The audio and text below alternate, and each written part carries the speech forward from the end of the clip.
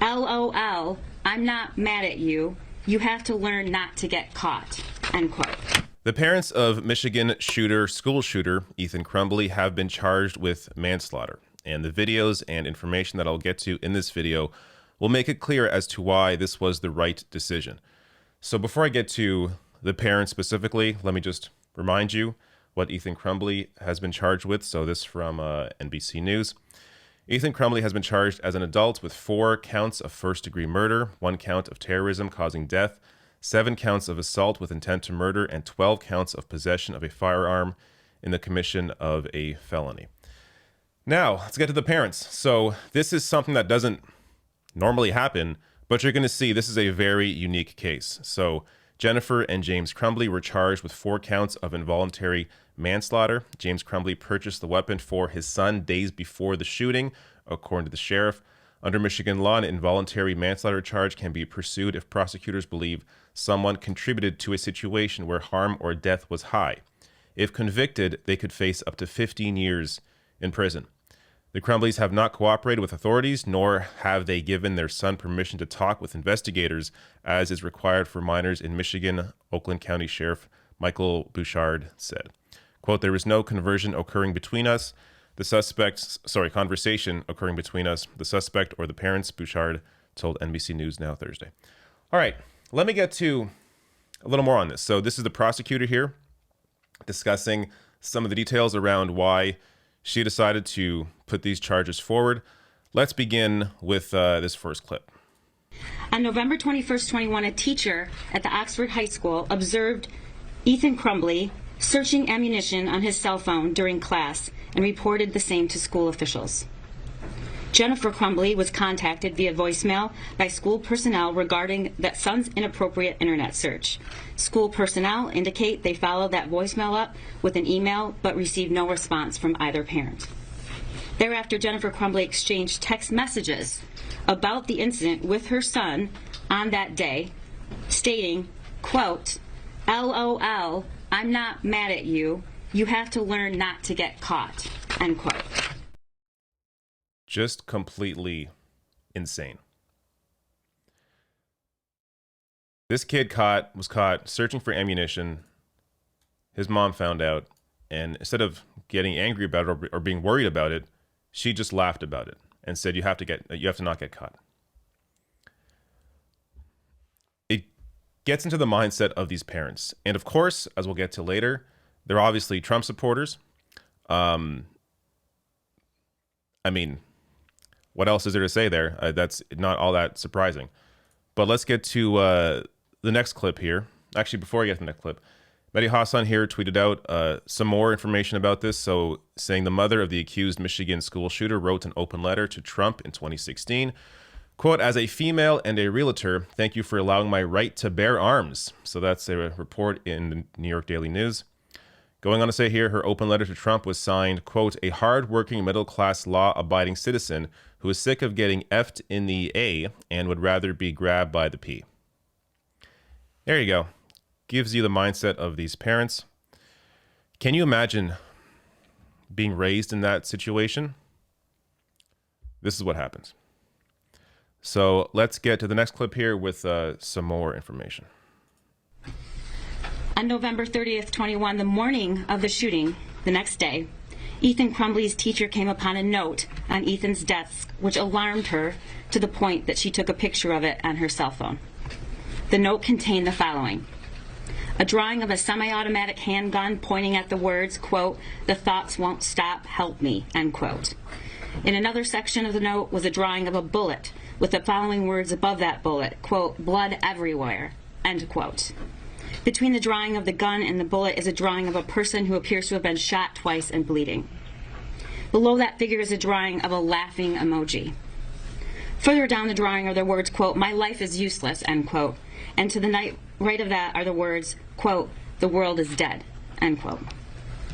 As a result, James and Jennifer Crumbley were immediately summoned to the school.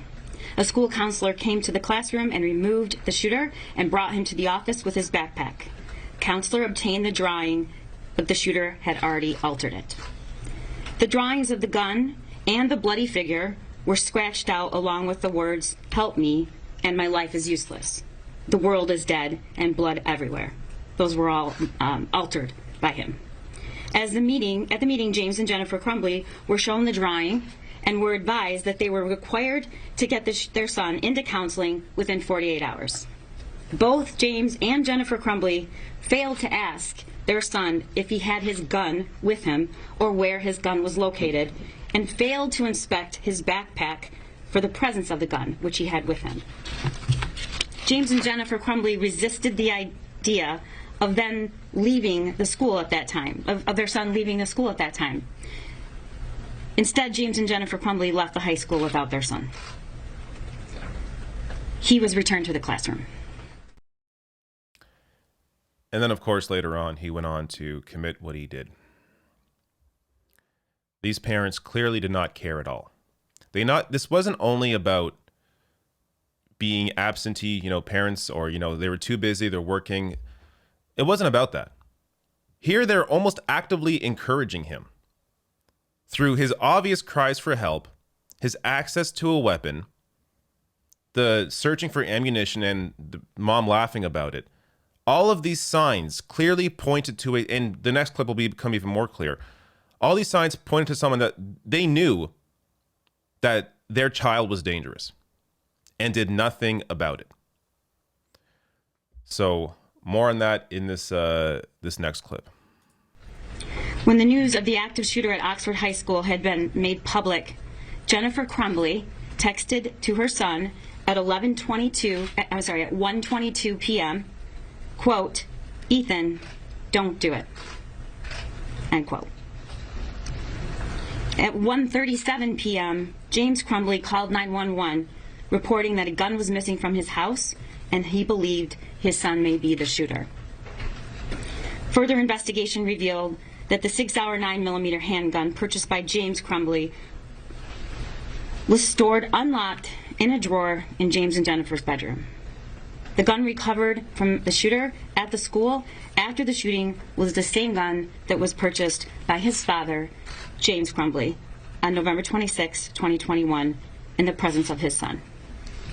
Based upon the foregoing, the Oakland County Prosecutor's Office requested and received authorized, we charged 4 counts of involuntary manslaughter as to James Crumbley and 4 counts of involuntary manslaughter as to Jennifer Crumbley. All right, so I have one more clip coming up when she's asked a question by a member of the press about these charges and the potential precedent that it sets. But the parents knew.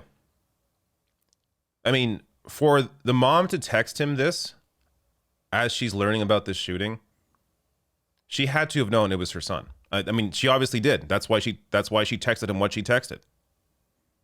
So they were so aware of this and did nothing about it. And not only did nothing about it, they enabled him with that purchase of the weapon and keeping it in a place where it was easily accessible to their son. This was totally preventable. But these parents not only were, absent parents in the sense that they weren't there for him when clearly he needed them, but also actively encouraged this kind of behavior. Last clip here where she is answering a question from the press. You said, we need to do better. There needs to be change to prevent tragedies like this. It's extremely rare for parents to be charged in school shootings. Are you trying to set a new standard, or is the evidence simply overwhelming in this case? I have tremendous compassion and empathy for parents who have children who are struggling and at risk for whatever reason. And I am by no means saying that an active shooter situation should always result in a criminal prosecution against parents. But the facts of this case are so egregious. Reading this document, looking at it, reading the words, "help me," with a gun, blood everywhere, this doesn't just impact me as a prosecutor and a lawyer, it impacts me as a mother. The notion that a parent could read those words and also know that their son had access to a deadly weapon that they gave him is unconscionable, and I think it's criminal. It is criminal. She's right. The prosecutor's right. I'm glad these parents have been charged. There was no clearer case of the parents being a part of this than this case. It is so obvious. There were so many signs, so many warning signs where they could have intervened or could have prevented this from happening, and they didn't care. Yet they actively knew that when that shooting happened, that it was their son. Just absolutely devastating, knowing how preventable this was. So I'm glad to see these parents charged, and maybe it's a lesson to other parents out there who are potentially enabling this kind of behavior, are seeing the signs and not willing to recognize those signs and accept that and do something about it. Look, I'm a parent now, but I don't think you have to be a parent to see how these parents clearly failed. This wasn't simply a situation where these parents are, in a hard life where they're working, 3 jobs, they're really busy, and their son went out and did this. No, this is a very unique situation where they actively enabled this behavior. It's obvious that they had to be charged, and I'm glad they were.